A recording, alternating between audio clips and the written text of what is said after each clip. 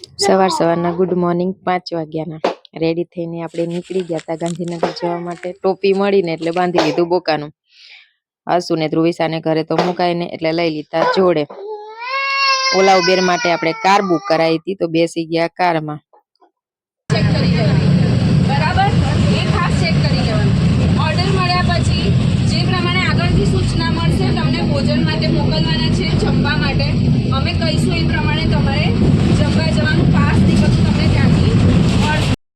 ગાંધીનગર જઈને ઓર્ડર આપવાના હતા અને શું કરવાનું હતું એની મેડમ આપણને માહિતી આપી દીધી છે।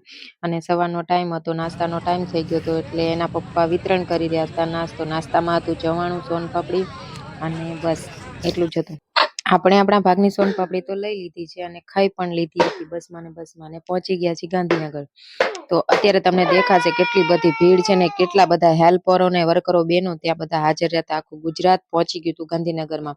અમે અંદર હોલમાં પહોંચી ગયા હતા ને અમુક લોકો આવવાના બાકી હતા ત્યારે આ બધી સીટ ફૂલ થઈ જશે ને હોલ ફૂલ થઈ જાય। 10:30 નો ટાઈમ હતો પણ 11:30 ચાલુ કર્યું હતું અને 12:30 પત્યું હતું। પછી 12:30 પછી જમવાનો ટાઈમ હતો એટલે અમે તો બેઠા અને સાંભળ્યું ભૂપેન્દ્રભાઈ પટેલ આવવાના હતા।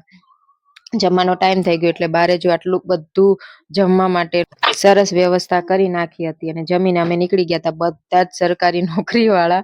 જોકે સરકારી તો ના કહેવાય આંગણવાડીની, પણ હવે પગાર વધારાની વાત ચાલે છે, જોઈએ આગળ શું થાય છે।